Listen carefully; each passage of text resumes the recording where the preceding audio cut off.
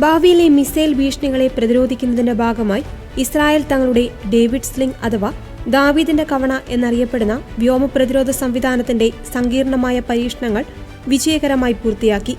2025 ജൂണിൽ ഇറാനുമായി നടന്ന യുദ്ധത്തിൽ നിന്ന് പഠിച്ച പാഠങ്ങൾ ഉൾക്കൊണ്ടാണ് പുതിയ പരീക്ഷണങ്ങൾ നടത്തിയത്.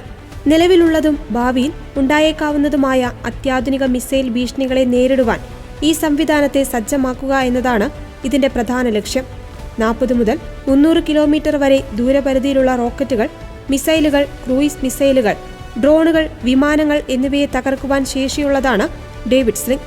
ഇസ്രായേൽ പ്രതിരോധ കമ്പനിയായ റാഫേലാണ് ഇത് നിർമ്മിക്കുന്നത്. ഇസ്രായേലിന്റെ മൾട്ടി ലെയർ വ്യോമ പ്രതിരോധ സംവിധാനത്തിന്റെ മധ്യനിരയിലാണ് ഡേവിഡ് സ്ലിംഗ് വരുന്നത്.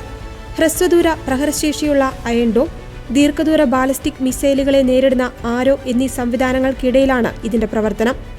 ഡേവിഡ് സ്ലിംഗ് മിസൈലുകളുടെ നവീകരണം ഇസ്രായേലിന് സാമ്പത്തികമായും ഗുണകരമാണ്.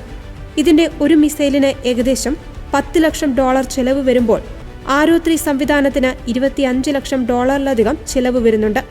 കഴിഞ്ഞ വർഷം ഇറാനുമായുള്ള സംഘർഷത്തിനിടെ 1500 കിലോമീറ്റർ അകലെ നിന്ന് വന്ന മിസൈലുകളെ പോലും ഈ സംവിധാനം വിജയകരമായി തകർത്തിരുന്നു. പ്രധാനമന്ത്രി ബെഞ്ചമിൻ നെതന്യാഹു വാഷിംഗ്ടണിൽ അമേരിക്കൻ പ്രസിഡന്റ് ഡൊണാൾഡ് ട്രംപുമായി ചർച്ചകൾ നടത്തുന്ന വേളയിലാണ് പ്രതിരോധ മന്ത്രാലയം ഈ നിർണായക പരീക്ഷണ വിവരം പുറത്തുവിട്ടത്.